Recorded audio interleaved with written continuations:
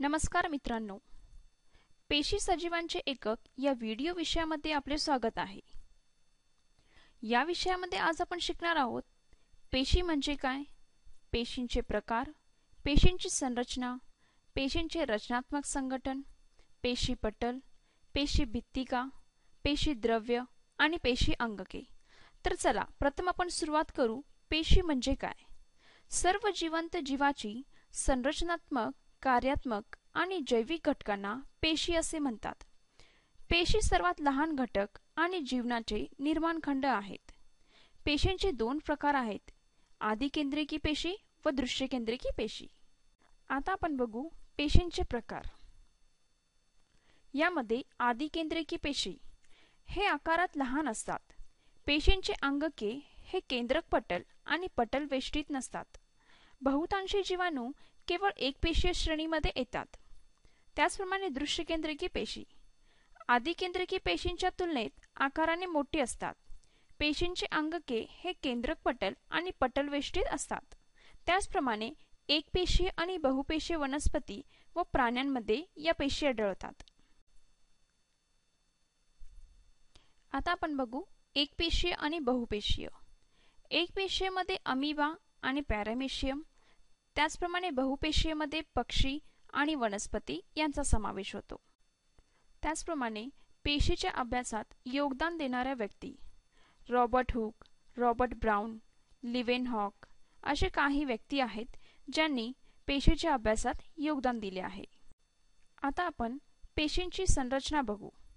आकार, आकृती, प्रमाण आणि पेशींची संख्या जीवांमध्ये भिन्न असते। पेशींचा आकार नियमित किंवा अनियमित होऊ शकतो। एकपेशीय जीवामध्ये एकाच प्रकारचे पेशी असतात जे सर्व कार्य करतात।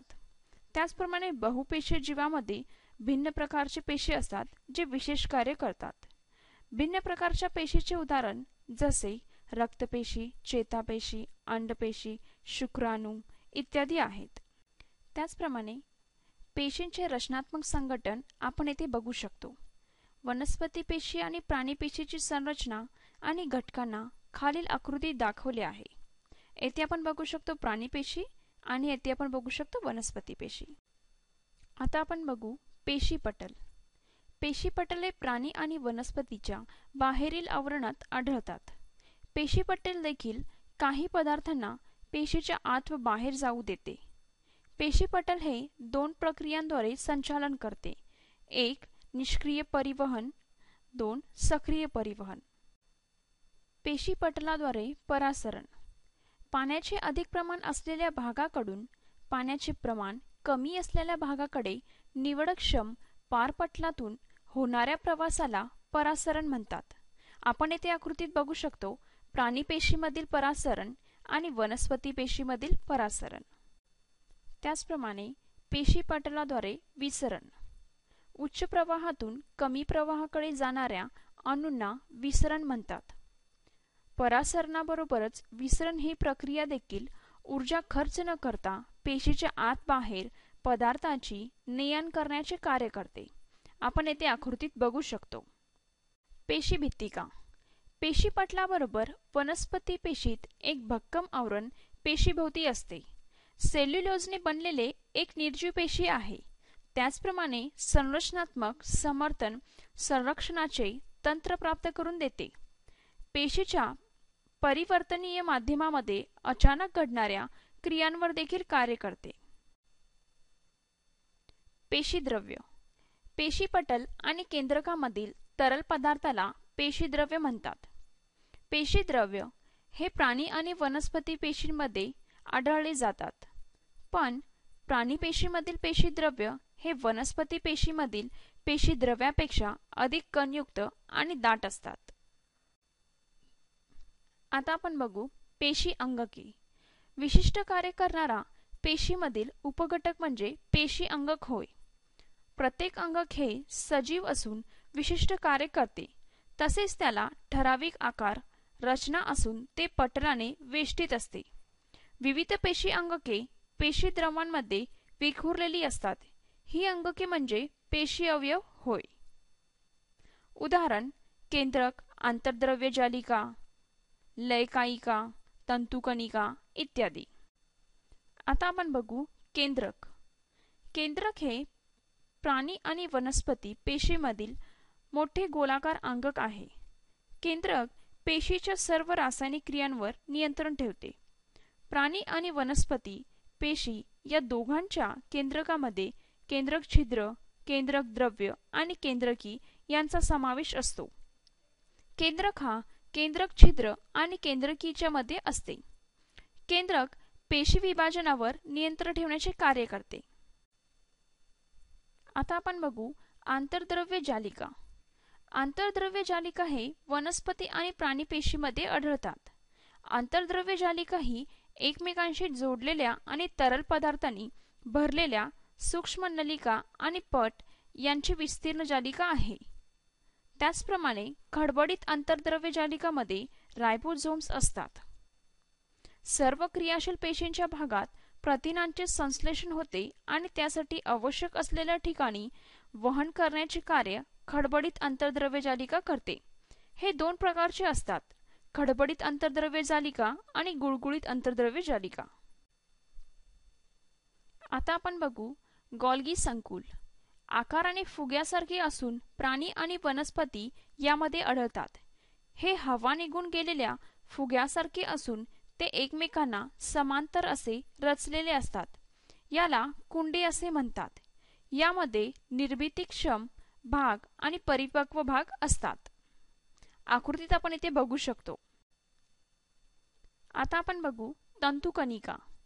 तंतुकणिका प्राणी आणि वनस्पती पेशीमध्ये असंख्य प्रमाणात आढळतात, पण वनस्पती पेशीमध्ये तंतुकणिकाची संख्या ही प्राणी पेशीतील तंतुकणिकेच्या संख्येपेक्षा तुलनेने कमी असते।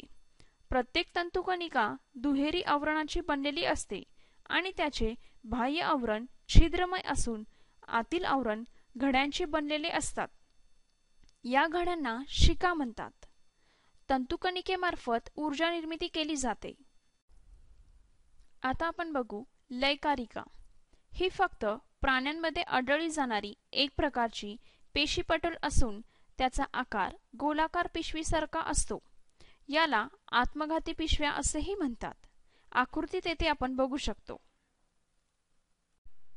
आता आपण बघू रिक्तिका।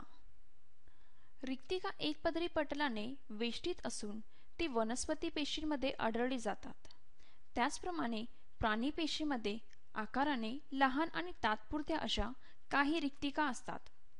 रिक्तिका वनस्पती पेशीमध्ये आकाराने मोठी असून पेशी द्रव्याने भरलेले असतात आणि त्या पेशींना ताठरता आणि दृढता प्राप्त करून देतात। आता आपण बघू लवके। लवके ही द्विपटलयुक्त असून ती केवळ वनस्पती पेशीमध्ये आढळतात। ही दोन प्रकारची आहेत, वर्णलवके व अवर्णलवके। वर्णलवकामध्ये कॅरोटीन या रंगद्रव्यामुळे भगवा रंग आणि झॅन्थोफिल रंगद्रव्यामुळे पिवळा रंग येतो। याला रंगीत लवके असेही म्हणतात। त्याचप्रमाणे अवर्णलवके। अवर्णलवके ही रंगहीन असतात, त्याला पांढरी किंवा वर्णहीन लवके असेही म्हणतात। आता आपण बघू हरितलवकेची संरचना। प्रत्येक हरितलवकाचे दोन प्रमुख भाग आहेत। पीठिका। पीठिका हे रंगहीन प्रथिनयुक्त आधारक असून त्याला प्रकाश संश्लेषणासाठी आवश्यक विखरे, डीएनए, रायबोझोम्स आणि पिष्टमय पदार्थांचे कण असतात। त्याचप्रमाणे तरंगक। तरंगक हरितद्रव्य आणि इतर प्रकाशसंश्लेषी वर्णके असणाऱ्या चकत्यांना थॅलेकॉइड्स म्हणतात आणि या थॅलेकॉइड्सच्या समूहाला तरंगके म्हणतात। सराव। खालील काही प्रश्न दिले आहेत, आपल्या स्वतःच्यावर त्यांना उत्तरे द्या व संकल्पना सुधारित करा। ही सामग्री शालेय शिक्षण प्रकल्प आकाश अंतर्गत विकसित केले गेले आहे। हा प्रकल्प अर्थसहाय्य आहे NME, ICT आणि MHRD भारत सरकार। आमच्याशी संपर्क करण्यासाठी दिलेल्या ईमेल आयडीवर आम्हाला मेल करा। धन्यवाद।